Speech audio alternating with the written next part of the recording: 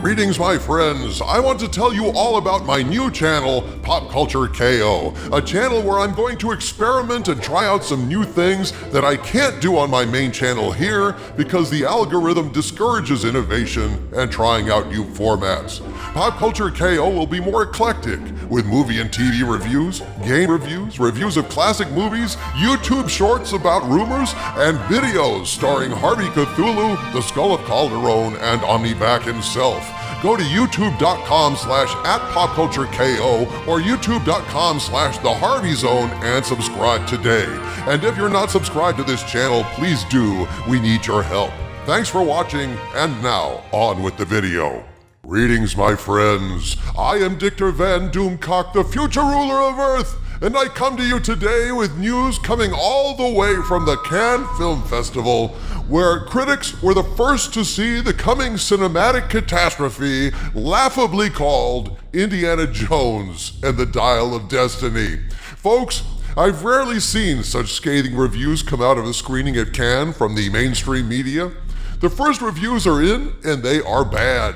Really bad.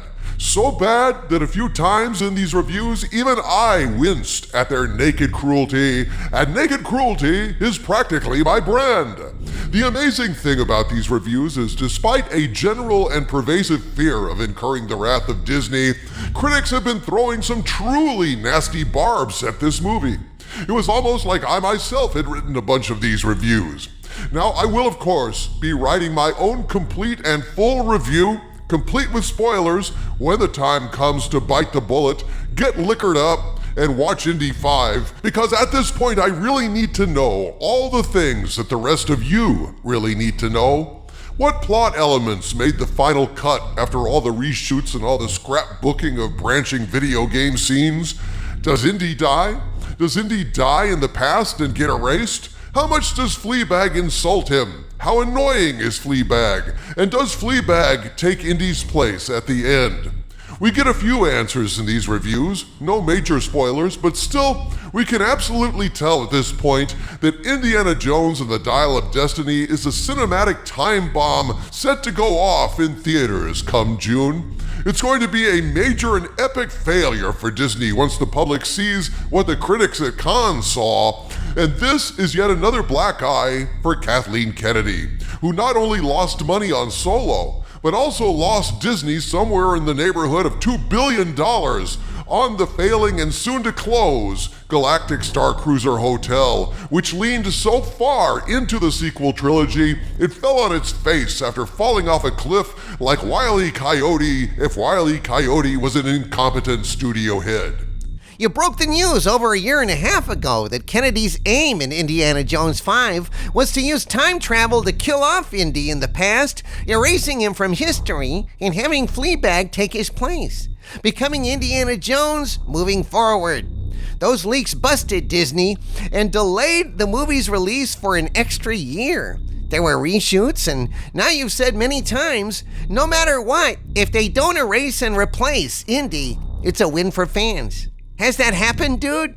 Harvey, the best news coming out of Cannes is that, judging by numerous mentions of reviewers being bored, and even one saying the audience never gets the sense that Indiana Jones is in any serious danger during this long and dull movie, it appears that Indy doesn't get erased and replaced by Fleabag. If that had happened, reviewers certainly would have alluded to a shocking conclusion, directly or indirectly. They mentioned that this movie does nothing to evolve Indy, to change him in any way.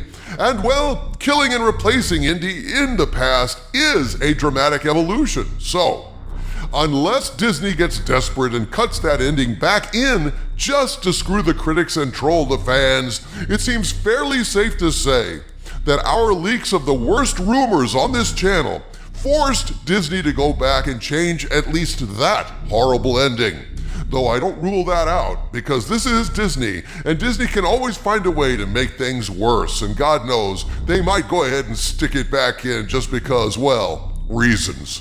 Still, no matter how bad this movie stinks, and folks, these reviews make it clear that it stinks to high heaven, it looks like we spared Indy at least the ultimate humiliation of being replaced by Fleabag. But enough speculation. let's take a look at the horrible, rotten, no good reviews for Indiana Jones 5.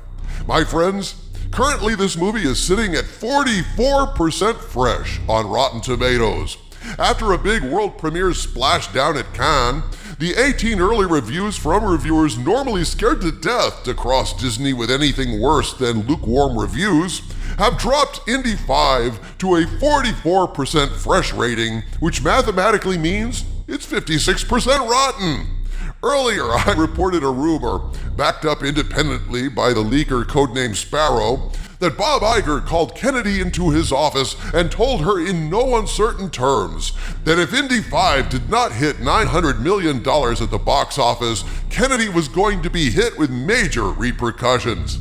It looks like Kennedy is in real trouble after blowing this much money on a major box office bomb. But let's look at some excerpts from these reviews.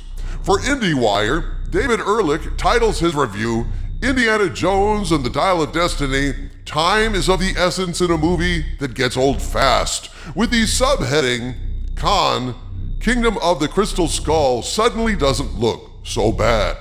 He writes, quote, not only is Indiana Jones and the Dial of Destiny an almost complete waste of time, it's also a belabored reminder that some relics are best left where and when they belong. If only any previous entries in this series had taken great pains to point that out.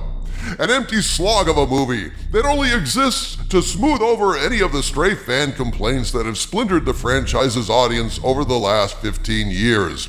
The Dial of Destiny is a globe-trotting adventure movie so safe that even its 80-year-old hero never seems to be in any significant danger. A more accurate Star Wars comp would be The Force Awakens, but that legacy sequel had the luxury of promising something new, whereas this one just devotes itself to untying perfect knots into loose ends.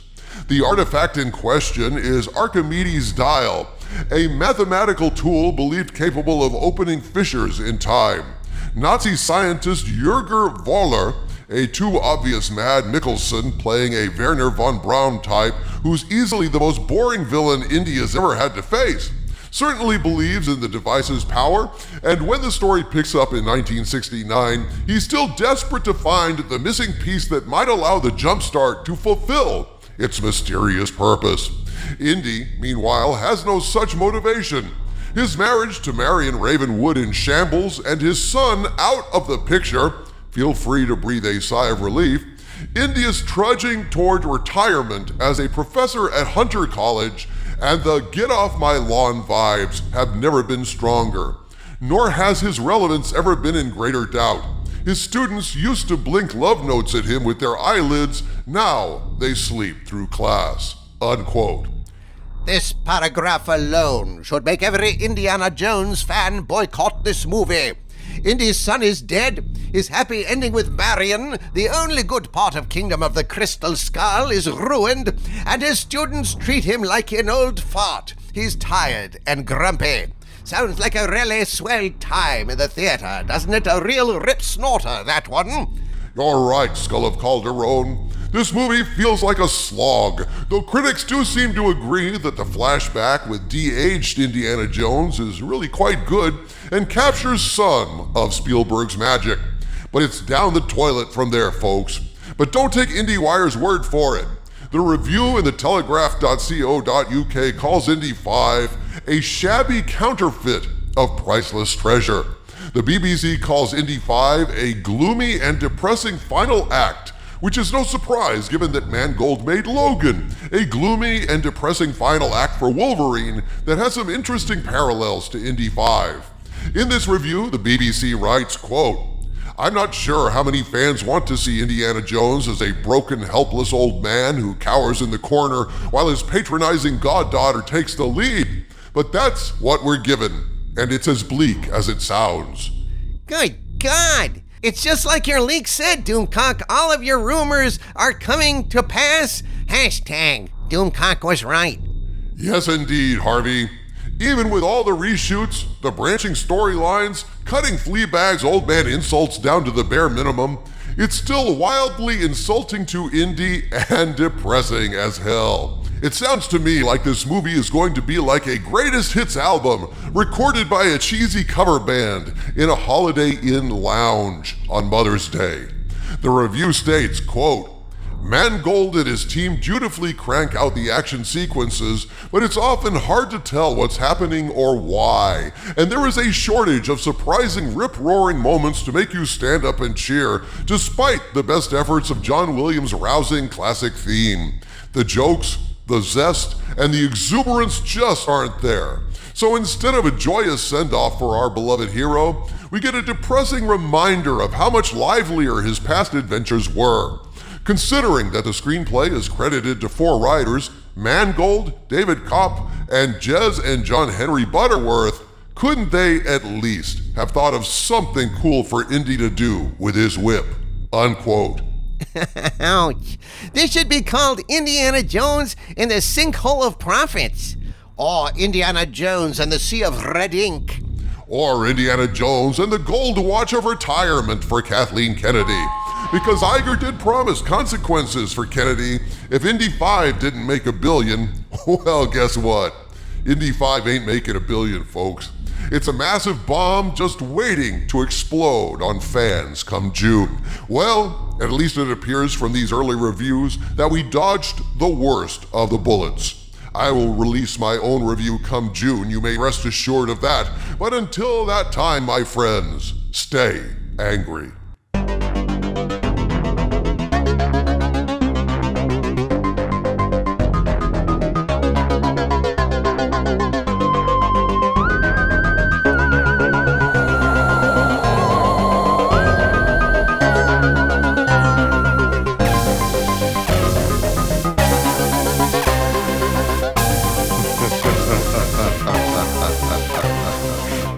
Ha ha ha ha ha ha.